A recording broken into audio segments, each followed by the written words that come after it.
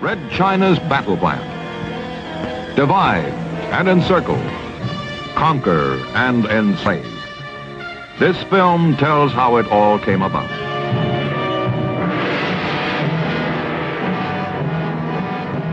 Can't we agree that capitalism is an economic system, a system for the production and distribution of things we need and want?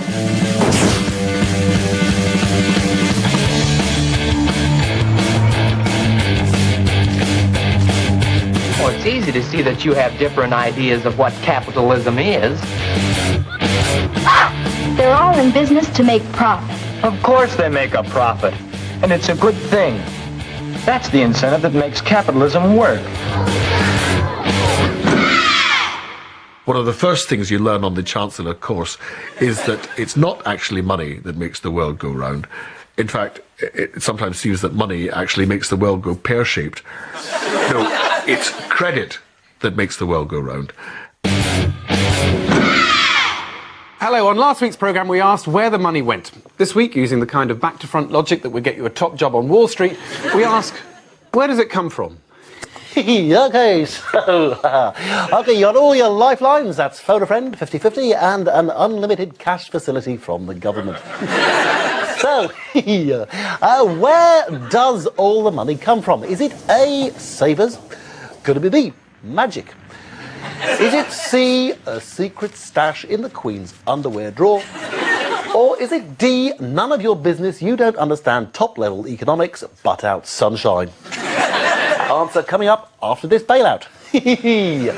Well, the answer is, of course, it comes from savers. So how much are we saving in the United States? Well, in the 50s and 60s, around 8% of our income. But now, in round figures, it's about nothing. Don't come much rounder than that. Next question. Ah, yes, we see in Britain, I am in Britain, aren't I? we Brits seem to have this attitude of, what's the point? You're probably thinking it now. What's the point? What's the point in saving? We might join the euro one day, so I might as well spend all my pounds now. Luckily, one country is saving. China. China. For centuries, a mysterious and beautiful land, steeped in history, lost in time. But now, the workshop of the world. Here we see the city of Shanghai, growing so fast the street maps have to be redrawn every 2 weeks.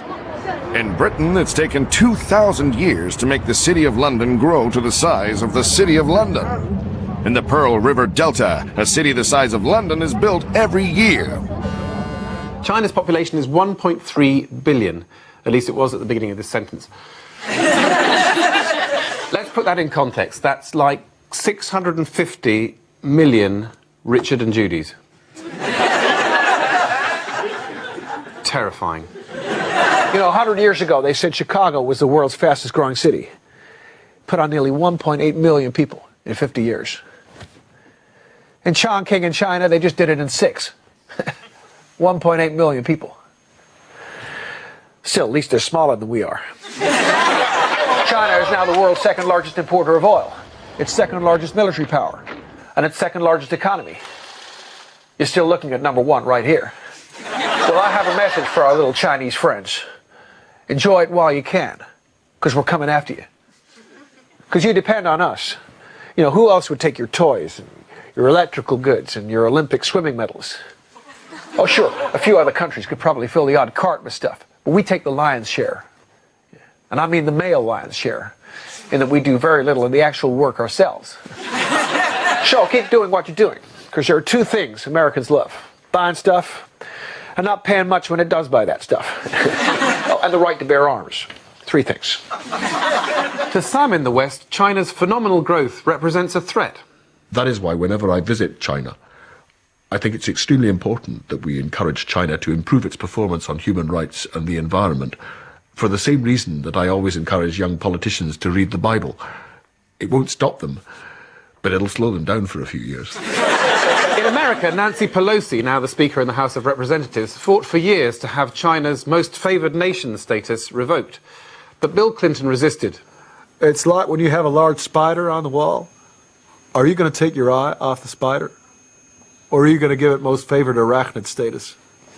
Because you got to remember, If it weren't for China, we'd be in trouble.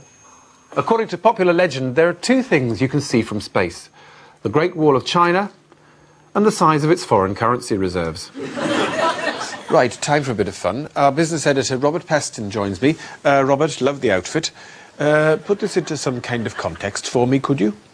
Well, Hugh, China's trade with the rest of the world means it's accumulated nearly $2 trillion in foreign reserves. Oh, hang on, I'll get a calculator. No need, Hugh. Just imagine a gigantic sum of money. Then imagine 3 more gigantic sums of money next to it.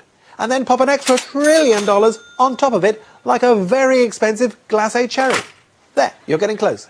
Now, 70% of that money is held in American assets and treasury bills, growing, Hugh, by $1 billion every day. OK, well, let's start a clock, shall we? Keep it running till the end of the programme? You're on. OK, there it is, folks, on the screen. Don't dial it. For the last 25 years, China's economy has grown by around 10% every year. That money has to go somewhere, and the last place it's going is to the Chinese. 如果我哋俾錢我哋嘅公民，佢哋會用晒。If we gave money to our citizens, they'd only spend it, and then where would we be? We'd have inflation, production would fall, we'd lose money, and we'd lose space. So it pays to keep standard of living down. The Chinese are mega savers. Remember, families are only allowed 1 child, so they can't rely on their children to look after them. And they can't rely on the state either. So they salt away something like 50% of their income, meaning the country lives way within its means. Ah, there's old-fashioned. Yes, it is rather cute, isn't it? And it's just as well as the United States lives way beyond its means. Now, normally if a country did that, they'd go bust. But because of all that investment coming in from China, they don't. If you look at this chart, here's where America gets its money from. If you go to Walmart, where it's reckoned almost 70% of the goods on display could be made in China, and buy a $30 toothbrush, most of the money goes to the company, Oral-B, and its distributors in the United States. 10% goes back to the manufacturer in China. The company's bosses then take it to the local bank, where they change it for Chinese currency, the renminbi, to pay their workforce, whose average wage is around $160 a month.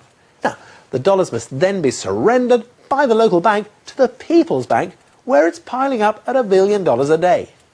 Then it goes to SAFE, the State Administration for Foreign Exchange, and then back to America so they can buy more toothbrushes. So the money that's earned in China goes straight back to America as the Chinese government stockpiles American treasury bills. Just goes to show there's a very fine line between threatening communist superstate and valuable trading partner. China has crossed that line. Soviet Union never did. That's not rocket science. Which would you rather have? Cheap T-shirts or cabbage soup? Ah, yes, you see, but can you trust them? I don't know. I mean, they know how to run an Olympics, but suppose they did a run on the banks. The ultimate Chinese takeaway. I mean, if you think what they say it would do if all the people in China jumped up and down at the same time, don't try this at home, just imagine the effect of 1.3 billion Chinese, all those little Chinese people queuing up at the National Bank of America asking to change their dollars into euros. It would be chaos, like me in the morning. Or anytime. I mean, the point is the Chinese could never do it fast enough. Because as soon as people notice the dollars being sold, the damn thing will be down quicker than my trousers at the office party. But the idea of the Chinese selling dollars still frightens the Americans. A year ago, when a director of China's central bank told a Beijing conference that the dollar was losing its status as the world currency, it dropped to its lowest rate against the euro for 8 years. A similar thing happened when the director of National Economic Research Institute stated that the dollar was no longer seen as a stable currency. So the Chinese know the stakes are high. See, there's one thing they know. If they our currency, they're going down with us. The old Cold War doctrine of mutually assured destruction. Except for mad weapons, read Mad Economics. But as America comes to terms with its dependence on China, China is learning to come to terms with capitalism. You know, the Chinese are learning a lot in a short space of time. Learning to diversify, spread the money around, make a few investments, get into private equity. As a matter of fact, they just gave $3 billion to my good friends at Blackstone Capital. Lost over 2/3 of it. So that's $2 billion you won't see again. Watch and learn, guys. Not to be outdone, one of the West's top investment banks advised Beijing to buy oil before the Olympics when it was heading for $140 a barrel. The Chinese duly placed a huge order, only to have to sell it back after the Games, by which time the price was down to $90. Watch and learn, guys. Watch and learn. There are some other bits of capitalism the Chinese are learning. While they taught us the noble art of paper making, we've taught them the noble art of short selling. When the Chinese tried to buy the American oil company Unocal, even though their offer was worth 12% more than their American rivals, Congress blocked the deal. You guys need to know your place. You can take away our dollars. You can take away our treasury bills. But you can never take away our oil. We fought damn hard for that stuff. Know what I'm saying? So hands off, Mr. Who. But the fact remains, the American economy is subsidized by peasants and factory workers in China. They tell me that in the last 10 years or so, every person in the United States has borrowed about $4,000 from someone in the People's Republic of China. That guy must have a lot of cash. I am Edward R. Murrow. For a little while, I would like to review with you the great conflict of our times. Over the years, as the strength and determination of the free world has gradually convinced communist leaders that aggressive war would be a reckless and costly gamble, they have begun to talk more and more about their ability to win from us in the arena of ideas. This, of course, is fine with us, for we are a people with a traditionally great faith in our ideas, the ideas that have moved mountains and created wealth and shaped us as free men. And we are confident that history can do no other than award us the victory in any contest in which ideas are the weapons. George Parr, you are a businessman living in China. I am. What sort of business do you do? All kinds. I have a couple of factories of my own, and I act as an agent, putting British companies in touch with Chinese companies who can manufacture things for them. What kind of things? Oh, the whole gamut. Everything from computer parts to children's dolls. Well, that's a pretty wide range. And it's very easy to get them mixed up. When I started, I sent out 6 batches of computers which would sometimes go to sleep. Well, computers do that, though, don't they? Not after they've said mama and peed on the desk. Well, why did you choose to go to China, particularly? Oh, a number of reasons. I was in the city for a time, but there was a bit of a misunderstanding about insider dealing.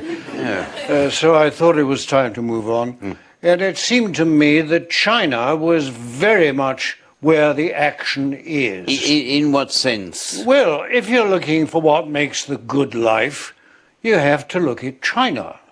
Well, you say what makes a good life, but aren't Chinese people largely still poor and disadvantaged? Oh, I don't mean the good life for Chinese people. I mean the good life for the British. The British now wouldn't accept being without mobile phones or plasma TVs. Imagine life without being able to text dirty jokes to each other, or without watching Celebrity Wife Swap. No, well, intolerable. It would be. Well, what I like about the Chinese, or at least the Chinese I've come across, is that they're prepared to work very hard, one, and two, all they think about is money. I think that's very healthy. If we had more like that in Britain, it would be a far better place. Yeah, the funny thing is, there are no famous Chinese companies, are there? There are no global Chinese brands. Well, that's true. I mean, everybody knows computer brands like Apple and Dell, and nobody's ever heard of Chinese companies like Quantao and Inventec. No. Yet 5 Chinese companies make 90% of all laptops for American brands. I've been at Inventec and seen 3 competing American computer brands coming off the same production line. And does the government, the Chinese government, do they encourage this? They set up special export processing zones, and the stuff that's made for export is free from duties, free from taxes. That's why I'm here. That's what I call capitalism. And yet it's a communist country. The party still has the ultimate control. Doesn't that make you feel uncomfortable? Look, so long as the communists let the market rip, I can live with that. And the advantage of party control is that at least it's obvious who you go to for decision, and if it's necessary, who to bribe. And you're not worried about China's foreign policy? For instance, its support for a Sudanese government, which is accused of genocide in Darfur. Oh, for heaven's sake. Business is business. China buys oil from Sudan, that's all. Just because you buy oil from somebody doesn't mean you support them. I buy apples from my greengrocer. I don't ask him if he beats up his wife. But the basic economic fact is that Chinese products are cheap because Chinese workers are badly paid and overworked, isn't that right? Listen, I directly employ about 1,000 people in my factories. 50 of them are European, the rest are Chinese. My Chinese workers have a great life. Do they? What's the normal day like? Well, they work 12-hour shifts, 7 days a week. They have 2 meal breaks a day, food provided by me, subsidized by me. When the shift's over, they get on their bikes and go to the company dormitories provided by me. They go to sleep, they wake up, get on their bikes, and go back to work. It doesn't sound much of a life, I must say. I mean, there doesn't seem much point to it. Well, of course there's point to it. Each of my workers has a little signboard over their workstation. If they fulfill their quota for the day, they get a red star on the board. If they don't, they get a black one. And the point is not to get more than 1 black star a month. Otherwise, if that's not a point, I don't know what is. But you can't argue against the fact that Chinese workers are seriously underpaid. What would they spend their money on? They get free food in my canteen, or nearly free. A free bed in the dormitory. And the Chinese have got a different attitude to money. They're thrifty. They want to save. Not like the Brits, splashing it all on 2 weeks vomiting in Cyprus. Why do the Chinese save so much? I mean, is it just thriftiness? Is it a national characteristic? Well, it's partly that, yeah, but it's sheer desperation. There's no state pension, you know, no free health service. So they're terrified of getting sick and getting old. I think that keeps them disciplined. Yeah. So I take it that you would be, well, let's say, lukewarm in the matter of workers' representation. I mean, from what you say, you wouldn't be in favour of trade unions. What do you mean? There are trade unions in China, properly recognised. They're all affiliated to the All China Federation of Trade Unions. Which is affiliated to the Communist Party. Well, to make sure they act responsibly. I mean, our unions could do with a bit of that attitude instead of holding everybody to ransom all the time. Well, is that a fair description? Certainly it's fair. All it takes is for a bit of paper to fall on a guard's head in a tube station, and what do you get? All kinds of grief. And Bob Crow and Tony Woodley threatening to pull their members out. I mean, has nobody in China ever tried starting an independent union? Well, yes, they did try. And what happened? They got 20 years. You see what I mean about discipline? So you never feel it's your duty, perhaps, to encourage the Chinese to be more like the West, to bring up... You don't want to bring up the lack of human rights or a free press or the absence of genuine party politics. No, I don't. They think that gets in the way of making money. And I'm with them 100% on that. It is not just that, is it? Just because there are no political parties and no free press doesn't necessarily mean the economy will boom. No, but I wouldn't miss party politics, to be honest. Well, really not. I mean, it's the foundation of our democracy, surely. No, but I think what a relief it would be not to have to listen to Nick Clegg's views on interest rates or on anything else. And you'd be spared the Today programme with self-important people sounding off, you know, just the sport and the weather. It must be something you can't possibly approve of, surely. I mean, for one thing, what about pollution of the environment? Look, China has to go through what we did a couple of 100 years ago. And they're a very civilized, sensitive people. If you go to a dinner party in Hampstead, you don't say to your host, "Your lavatory isn't very clean. I suggest you get some Harpic." Well, you seem very committed to China. Well, I am. It's a great place. And I want to do my bit for what is, after all, a very ancient culture. But the future isn't all plain sailing, is it? I mean, if they have, well, for instance, to revalue the currency. Already their exports are shrinking. A lot of the firms are going bust. There are big concerns about inflation. All that could lead to serious social unrest. Oh, I'll be gone by then. Gone? Oh, yes. I'll set up somewhere else where people will be willing to work for peanuts. I've got my eye on Bangladesh. Welcome to Chinese culture. Welcome to Chinese food. Welcome to Chinese business and trade and style and education. Yes, welcome to an everyday scene in modern, downtown, thriving Africa. Easy mistake to make. In the last few years, China's announced 5 new economic cooperation zones, all of them in Africa. It's very important for the Chinese economy that Africa cooperates, because it needs raw materials. You can imagine the small ads section in the Beijing edition of Exchange and Mart. Wanted, half of Africa. We'll collect. 你想我哋點啊？如果你哋唔俾我哋買你嘅油公司 ，What do you expect? If you won't let us buy your oil companies, we'll just go elsewhere. Where are we supposed to get our raw materials from?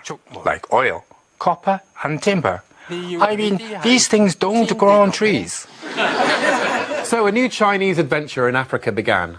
In 1996, Jiang Zemin arrived on tour.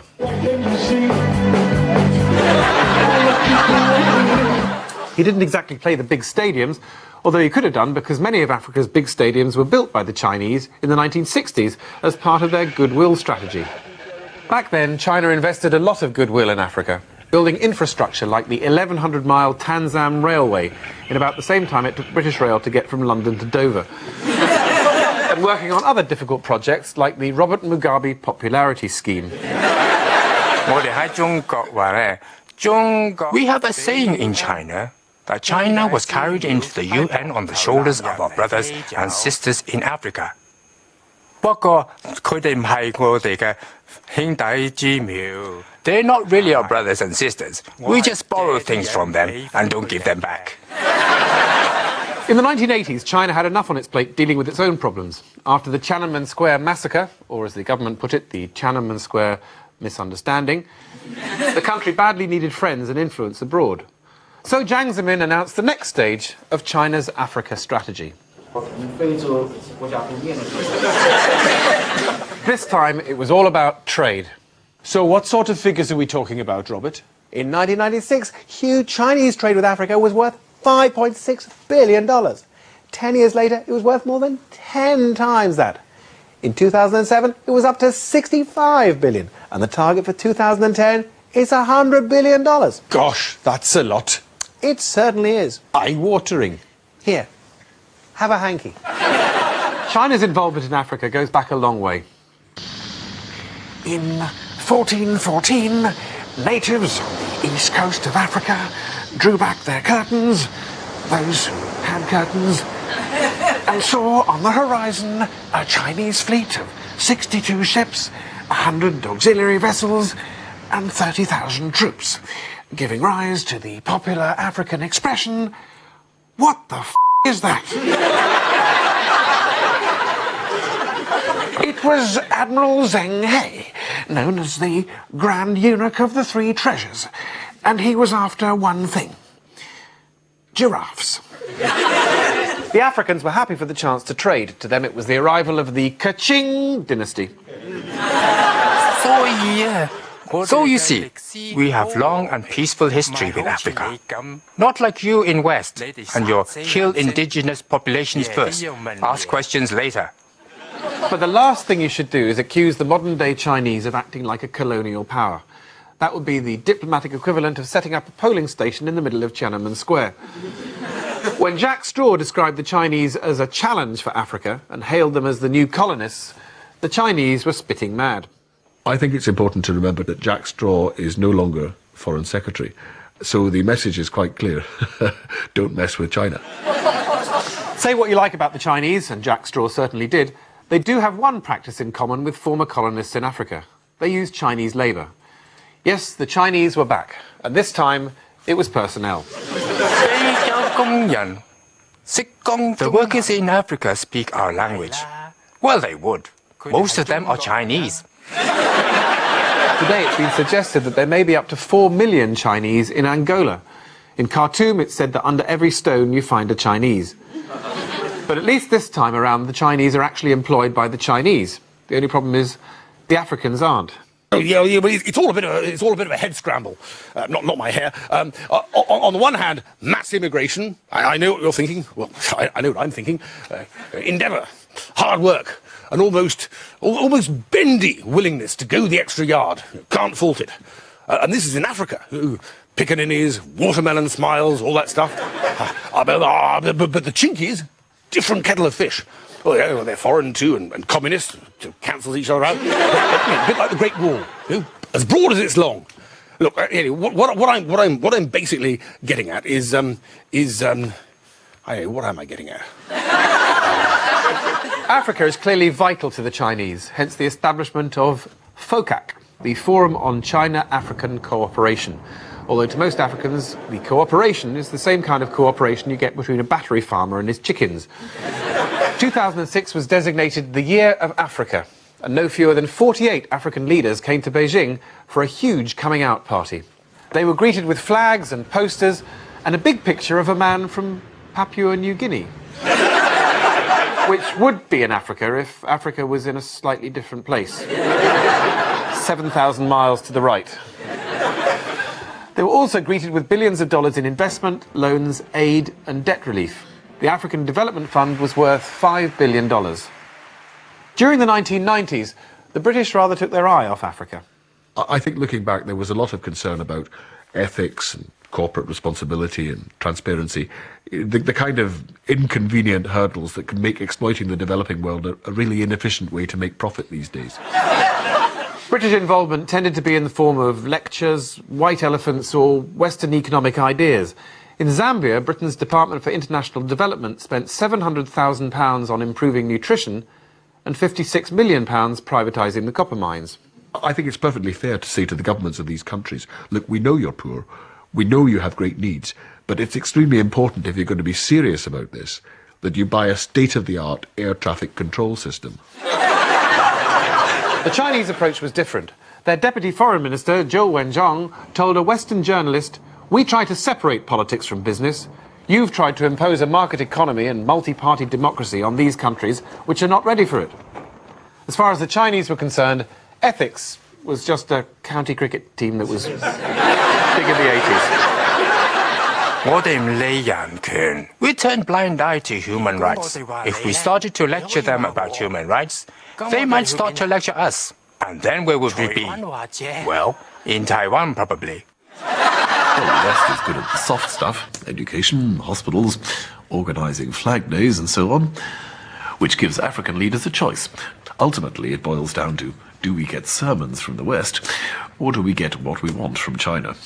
It's a bit of a no-brainer. Do you want necessary infrastructure, roads and hospitals? Do you want bridges, dams, pipelines and power supplies? How about some guns and tanks? Well, you can have it all with Commie Relief. Each year we give billions of dollars in aid direct to you in Africa. And all we ask in return is your oil, your copper, your manganese, your cobalt and your cooperation. You won't even have to lift a finger. No lectures on morality. No visit from aging rock stars. Just the stuff you want and as soon as you like. We can give you everything you want. Ask these happy customers. Before I applied for Commie Relief, I was f***ed. But now with guns and equipment, I am able to look after myself once more. And this one. Without Commie Relief, I would be history. But they let me do what I want. They even cancelled my debt and gave me a $13 million interest-free loan to build a magnificent palace. So don't delay. Phone Commie Relief today. But with over 800 Chinese companies in Africa, there's inevitably some resentment, particularly when the Chinese undercut local textile workers with cheap imports. Cheaper than Africa. That's pretty bloody amazing. Be that as that. Oh, but then who hasn't made mistakes in Africa? I know we have. Quite a lot of them, actually. But give them their due. The Chinese get things done over there. You know, that's what comes of being pragmatic.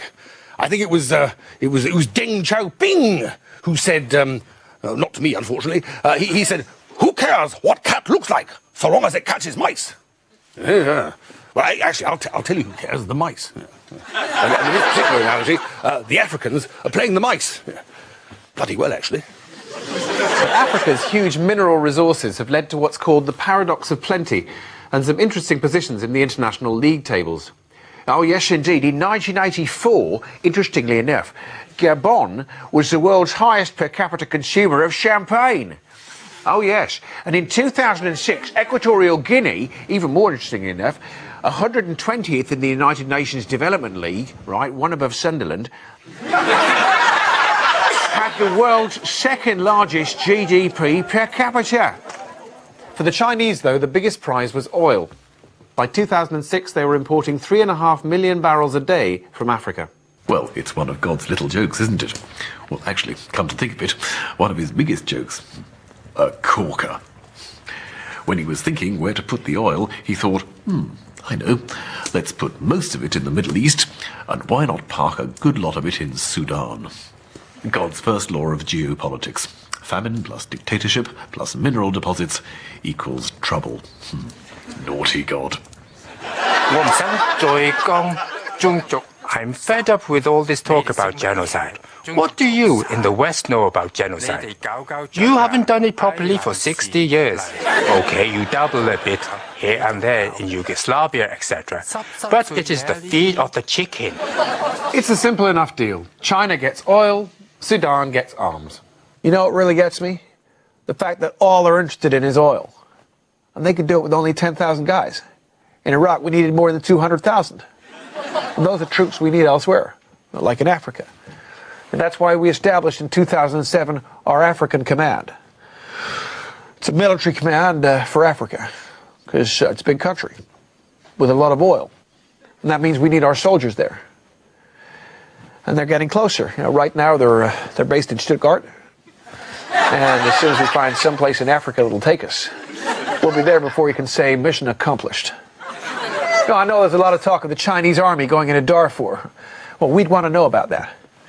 You can't just say, hey, that's an evil regime. There's a lot of oil there. We're going to send in the troops, change the regime, and pump out the oil.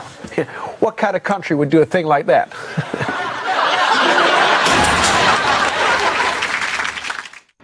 George Mparbe, you are president of a Central African country. Yes, I am. But I gather you're not prepared to tell us which one. No. No, it now is state secret on account of, as soon as you mention the name, the scurrilous accusations start flying about concerning the so-called human rights violations supposed to be going on, which is a ghastly travesty of the facts. Who is making these accusations? Oh, you know, those members of the opposition party what are still not in jail. Also, the United Nations agencies in Geneva what constantly put their noses in other people's business. Anyway, what do they know about it? Lounging about in Switzerland, scoffing the Toblerone, and watching the cuckoo clocks popping in and out. Nothing, they know nothing, they know nothing. Can we talk about your relations with China? It's very heavily dependent on oil, isn't it? Well, it all fits together. We got the oil, they got the spades. It's good for everybody. So does that provide a lot of employment for your people? Oh, no. We don't go in much for employment. Giving the population too many ideas. Ideas about what? Oh, you know, freedom, democracy, trade unions, all the things that trouble the minds of the simple, fun-loving people that I rule over. Picturesque poverty is more the sort of thing we're aiming at. But, I mean, how do you run the installations and factories the Chinese pay for here? Oh, they bring it in their own people to do most of that. Yes, they're used to working all the hours of the day and night. We just provide a few of the middle-ranking executives. That mainly just for show. All they do is sit around smoking the gigantic spliffs and doing the online bingo. Isn't there a danger here? The ex-president Thabo Mbeki of South Africa has warned of an unequal relationship with the Chinese where they've become the new colonialist power. Oh, no. Colonialism is racist. I have fought against racism all my life. But the Chinese, they're not racist. No. That's one thing I like about these slitty-eyed yellow people.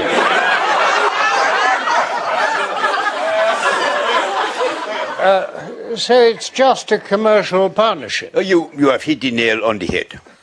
The old colonial powers thought they were bringing in the Western civilization to us benighted savages, but the Chinese are not interested in any of that. They are just in it for the oil, and we just in it for the money. So, are you saying that politics isn't involved at all in China-African relations? No, I'm not saying, but it's a two-way street. In the last 10 years, there have been 11 anti-Chinese proposals on human rights put forward at the United Nations. Every one of them has been defeated. That would not have happened without African support. And your country must get enormous revenues from oil paid by the Chinese. Aye, wateringly enormous. And what do you spend it on? Schools, health? Because the theory of development is that if you get people out of poverty, increase their wealth, so they start paying taxes, then it becomes a virtuous circle of growth. All that for the birds. Why do I need to improve the lot of the people? What damn good do it do to me? I get more money from the royalties on the oil than I ever could from taxing the layabouts what live in my country. So I don't have to think about that. My government don't have to think about that. The education minister can concentrate on his sodomizing activities. And there's a happy prospect for young and old alike. Thanks to China. Thanks to China, yes. Thank you. You know, the one thing about China is you may think they're ahead of the curve with construction and manufacturing and what have you. But when it comes to banking and finance, they're still in high school. They can't do half the things we do. 係喎，好彩 Just as bloody well, matey. If you're so sophisticated, how come you just had to give your banks nearly $1 trillion? If that's an example of the latest techniques in international banking, you can keep it. I wouldn't mind, but it's our bloody money. But while America needs China's money to keep it afloat, China's equally dependent on the West buying their stuff. A third of their exports go to Europe, another third to the United States. So if there is a big global slowdown, growth in China could slow to 8 or 9%. 8 or 9%? I dream about 8 or 9% growth. You know, sometimes late at night when Sarah's asleep, I creep out of bed and down the corridor and into the boys' bedroom, and I sit on the end of the bed and I tell them softly about all the things their daddy would do if the economy had 8 or 9% growth. So the two economies depend on each other. Well, that's right, Hugh. America needs Chinese cash. But the Chinese are the most exposed of all the major 10 economies to a downturn in exports. In economic terms, Hugh, China and the West are like two one-legged men on an ever-quickening treadmill, leaning against each other, unable to get off, and looking for ingenious ways to stay upright as the pace quickens, but looking increasingly desperate as they do so, and inevitably destined for an extremely painful crash. And presumably a ban from the gym for using the equipment so irresponsibly. Indeed. So what does China do with all the money it has when it isn't lending it to the Americans? Well, firstly, Hugh, it has to invest in infrastructure and production capacity in order to support the 25 million jobs they need to create every year. And secondly, with all that budget surplus, $250 billion this year, there's a huge boom in lending. And where there's a boom, there's a bust. That's right, Hugh. Already we've seen a number of bubbles, and the Shanghai stock market's down 60% on last year. I see. And I gather output from toy manufacturers is also shrinking. What does that mean? Smaller toys. Silly question, really. So what you're saying is, Robert, they've got their own problems. Absolutely. And when you add in corruption and a fragile banking system and social tensions and the problem of not knowing how many loans are going to go bad... Oh, don't start that again. It's a pretty volatile situation. In fact, the Prime Minister, Wen Jiabao, warned last year that the economy was, quote, unstable, unbalanced, uncoordinated and unsustainable. Gosh, imagine Gordon Brown saying that. And in Chinese, too. Thanks for that. Robert Peston there. Check out the website. Lots of links and games you can play on there. For the rest of the world to prosper, China needs to keep going. But the country's now reaching the limits of even its capacity. If it continued at the present rate, by 2020, China would be responsible for half the world's trade. See, what you've got to understand is the scale is huge. The workforce in just one Chinese province is larger than what we have in the whole of the USA. There are even factories employing 240,000 people. 240,000. That requires 8,000 pigs a day to feed them. 8,000 pigs. That's enough to feed 8,000 Americans for a whole day. God help us when they really get going. Let me tell you, they're more dependent on exports from the U.S. than we are on them. 25 times more. So if they put the prices up, we can get stuff from Vietnam or Indonesia or South Africa or anywhere else in Europe. But if the West did that, it might be enough to persuade the Chinese to adopt the retaliatory policies advocated by their leading economist, you too. But already our eagle-eyed new business secretary has warned against that. I told them, I said, on the street and in the boardroom, there's a growing sense in China that they're now strong enough to do it all alone, which I think is wrong. So they'd be silly to try. But then great people do silly things. Often 2 or 3 times. Well, there is always the risk that the Chinese put up their prices, in which case we could go elsewhere for our T-shirts and our golf shoes. Or we could go back to how we did things in the 19th century, when instead of paying them in silver, which we were short of, we paid them in opium instead. And sometimes I look at Afghanistan with its rich poppy harvest, and I think, well, you know, maybe we could kill 2 birds with 1 stone here. And then there's the whole issue of pollution. Their cars produce 6% of their carbon emissions. Ours produce 30%. No contest. Home win. We say we'll clean up our toxic environment when you start clearing up your toxic bags. At least when we pollute, we only pollute ourselves. You pollute the whole planet. Although, to be fair, China did cut their pollution dramatically in the summer. But that was so people could actually see the Olympics as opposed to waiting for a javelin to appear through a giant cloud of smog and hit them in the face. Progress is slow and corruption remains a big problem. In the West, governments are held to account by non-governmental organisations. In China, they have what they call government-organised non-governmental organisations. The trick of the last decade has been to get the Chinese to play their part in a bizarre system which sees the poorest people in the world bail out the richest. So now we're all left feeling a little bit like Dr. Faustus, nervously checking his diary and muttering, has it really been 23 years and 11 months since that meeting? So what you've got to remember is that British commercial success has historically been founded on the legendary entrepreneur Willy Wonka's first rule of business. If you're struggling with your own productivity, get someone else to do it for you. And let that someone else be of below average height. Oh Lord, did I say that out loud? But at the same time, China can't afford to subsidise American debt to the point where that debt's so huge it brings down the dollar and makes foreign investments there worthless. So China has to run faster and faster just to stand still. They even have national shopping holidays so consumers can buy more goods. But what happens in China affects us all. Instead of being victims of globalisation, we're all part of it. It's like some huge game show that we think we can all win. So, deal or no deal? We know the rule. Keynesian economics. As growth picks up, led by China, demand exceeds supply, causing inflation. We know that. Inflated prices, inflated salaries, mine included. Prices through the roof. Copper, wheat, grain, oil. It's big. It's very big.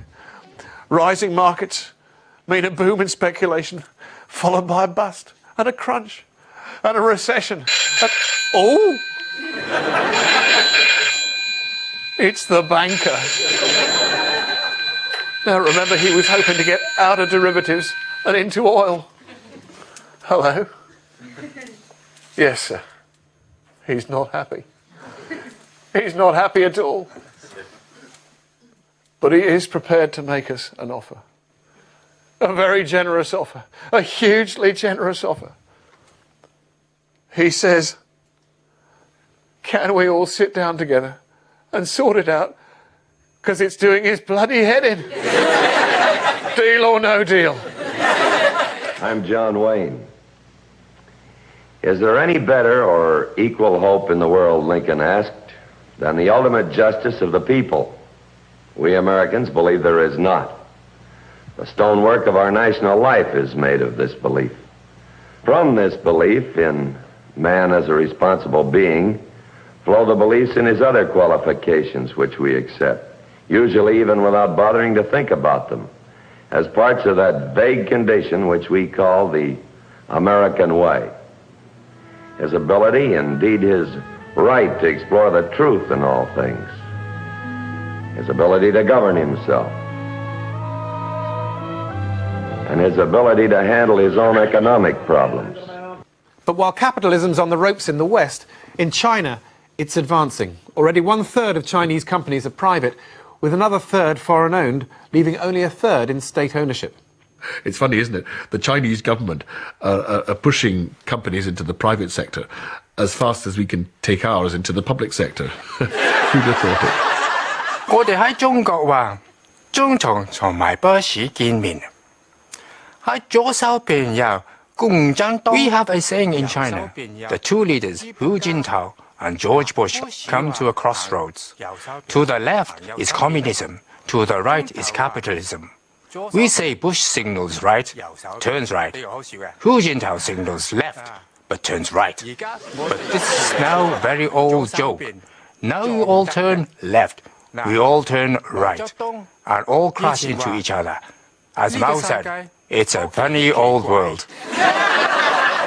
But at the end of the day, one thing's for certain. When we say, who's paying for this? We're absolutely right. Thanks, Who? Red China's battle plan is spelled out in specific detail. Victory for communism will come through wars of national liberation directed toward the ultimate and absolute defeat of the free world. Striving for peace, nations large and small stand together, strong, alert, determined to respond to wars of aggression that deny people the chance to decide their own destiny. Next week, having looked at where the money went and where it came from, we ask, how are we going to pay the bills in the future?